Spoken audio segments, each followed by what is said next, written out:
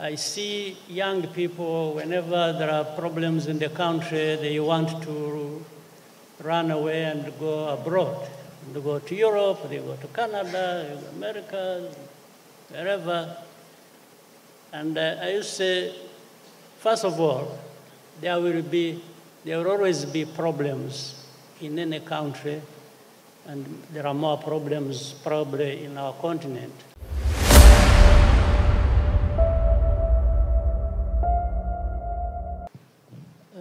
Let me first thank our gracious host, President Bassirou Diomaye Faye, for inviting us and hosting us as we are here, and also thank the organizers of the forum, the Food Systems Forum. It's a very important discussion, especially at this time and point,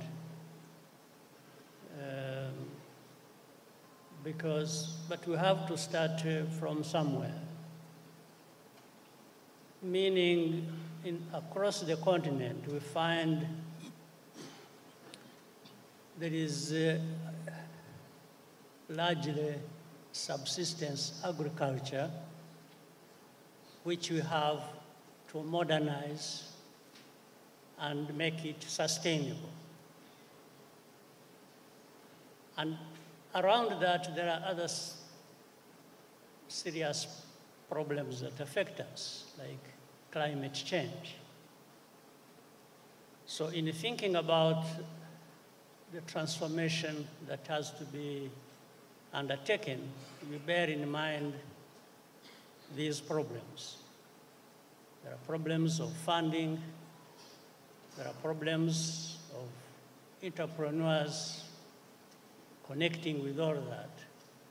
So some of the changes we have done in our country in this has been also on the basis of partnership we have had with different people, countries across the world, private sector, in order to attract this kind of investment. For example, we have a partnership with the IFC, which has helped Rwanda to create Rwanda Climate Agriculture, Smart Agriculture Initiative Plan, which works across the country and starts with even small farmers, but focused on smart agriculture that is going to be sustainable. But most importantly, we have also mobilized the country to be part of that by understanding that when we're talking about food systems and agriculture thereof and the investments, we're also talking about different problems we have to overcome by changing the mindset of our people. And some of these things have been said before, where one, we are not producing enough. Two, even the little that is produced is sent outside to be processed, and then what comes out of that is sent back to us at so many times more expensive rate. So the transformation, the reforms that have got to be carried out have to start with changing people's minds and practices, and really asking ourselves the questions. In Africa, what don't we have? What don't we know? But there must be something to show for all that. We must show that we know what to do, we have what to do, and there is that abundance that has been talked about of land, of manpower, of the know-how to do things. So the reforms have been built on that. We have also continued, gone ahead and created, it's called Rwanda Ireme Invest, again partnering with different groups from across the world.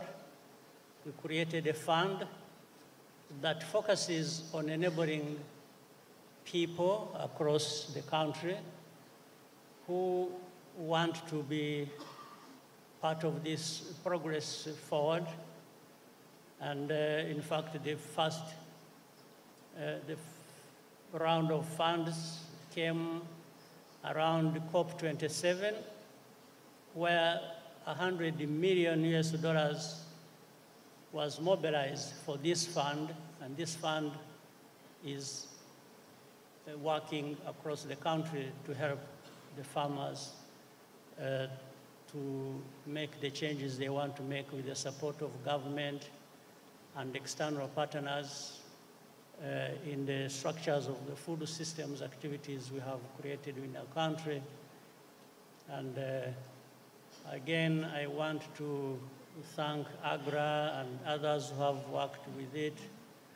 I want to acknowledge the former Prime Minister Mariam Desalegn of Ethiopia, who has been very active in overseeing and running this and working with countries like our own, Rwanda, and others across the continent. You can see the results are beginning to be realized, but we need to do much more than we have already done.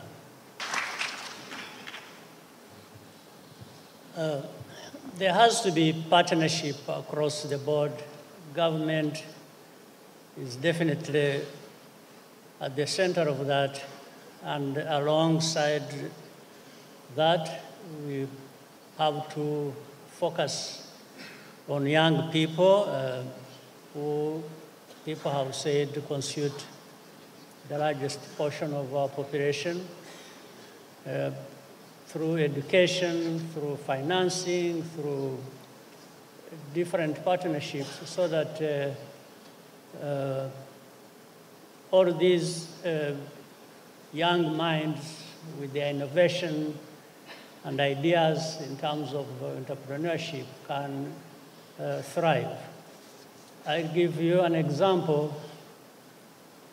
Again, through partnership, we have, first with the one I said about IFC, the funding from that touches 170,000 farmers and covers 80,000 hectares.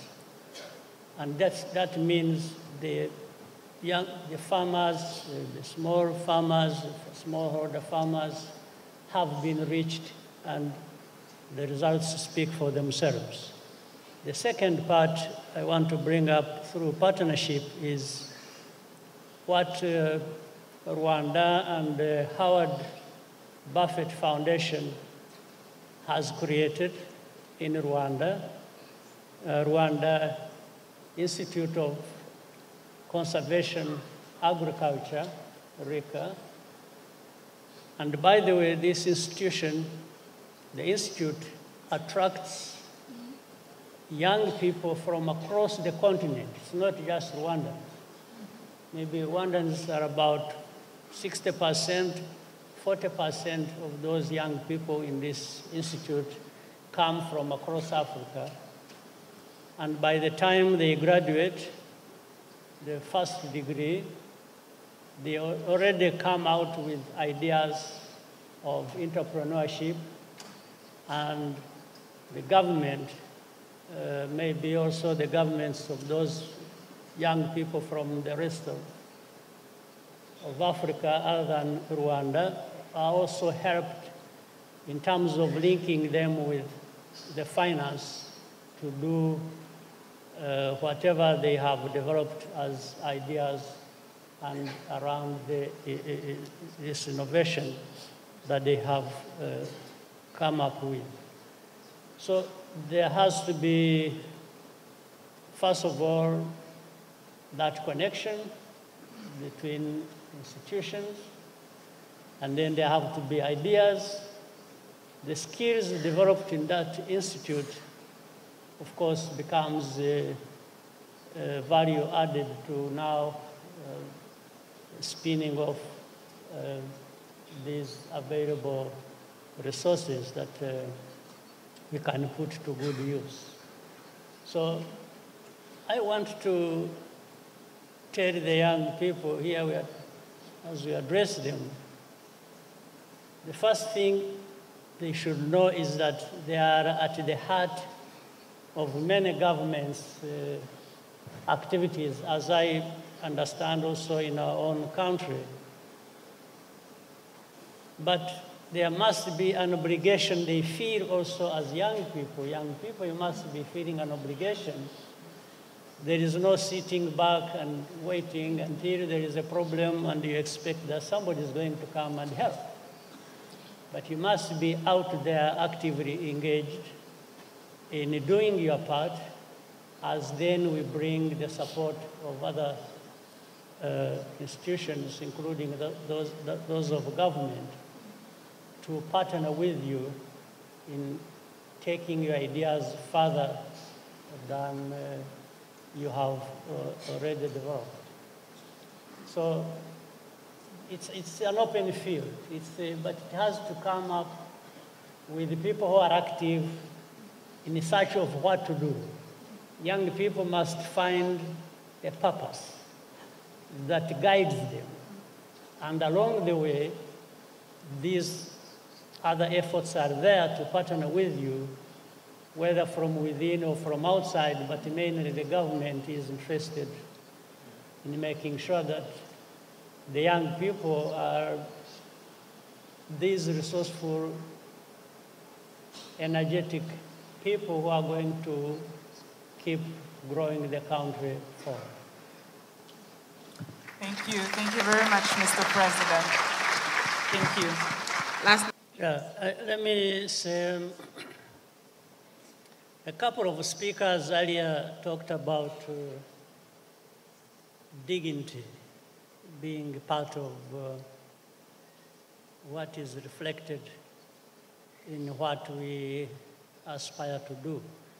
If we can feed ourselves, if we can do the right things to grow, to develop our countries, I think it very much centers on what we can do as Africans to dignify ourselves.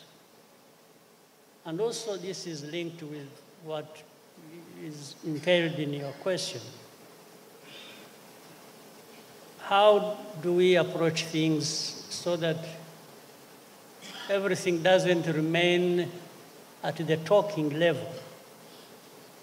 Because we have conferences, we have forums, everywhere, we are saying the right things, we are doing, but in the end, what is it that we can measure that we should be able to show has come out of the different efforts people carry out in different places? I think this is where we are still falling short and must work harder to achieve. If we are talking about food systems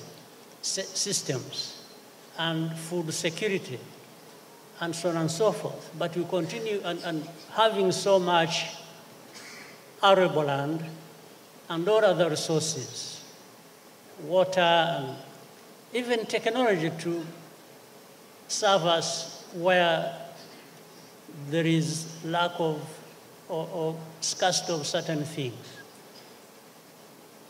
Why don't we do what we know we have to do, or what we have so much said about what we have to do, to make sure that we are able to get results we can measure and know that we have come from here and this is where we are, and it is a reflection of the efforts that people have put into it, based on the need, based on the knowledge, and based on the kinds of partnerships that we talk about every day. If there are resources lacking. We have also seen that through partnerships, some of the resources can be obtained. So we really have to start walking the talk and just move from talking to doing, and then being able to see the results and measure them. And this is a responsibility for all of us. It's, first of all, primarily governments, of course. That's why governments are there. But it is also every one of us, now including the young people, who rightly make so many demands, but you must make effort to contribute and match the level of demands you are making as well. Yes. So I think if we work together, and we already know what to do, I have no doubt that people know what to do, because the needs we have inform us of what we can do to actually be able to meet the needs requirements. So my appeal to everyone is to take our responsibilities seriously and play our part. And then in the end, once you have done that, you are empowered to even hold others accountable. But you can't hold people accountable when you are not playing your part. So I'm happy that we are here in the company of the young people, and most especially women. Women, by the way, for example, in my country, constitute the biggest percentage of our population. So women are 52%, 51%. Men are 49%. So women are very important.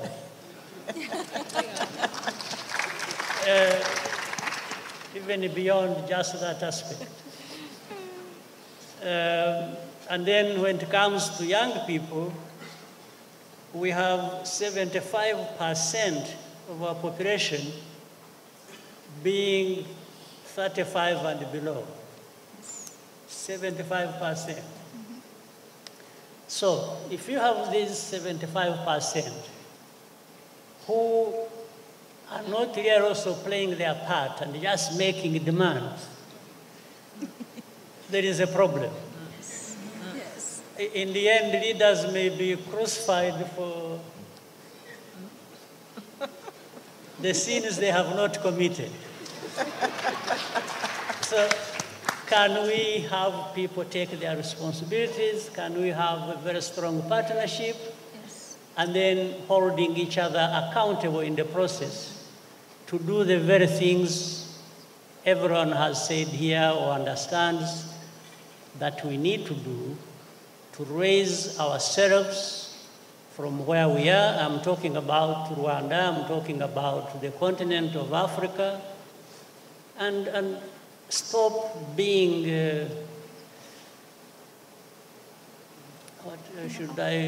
I don't want to exaggerate, but stop being beggars and depending on others.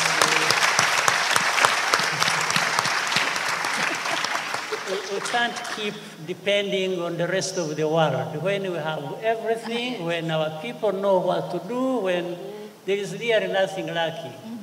And this covers the very topic we are discussing. Wow. I rest my case. Wow.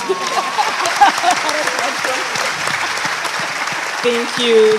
Thank you very much. Thank you very much, His Excellency Paul Kagame, and thank you for reminding us that we need to move from talking to doing, and it's an honor to be able to have such presidents with true leadership who are here to listen to the youth, but also to stand beside them. So thank you so very much. Before we wrap up, my co-host Larry, I think, has one last question for you, President Kagame. Larry. Thank you.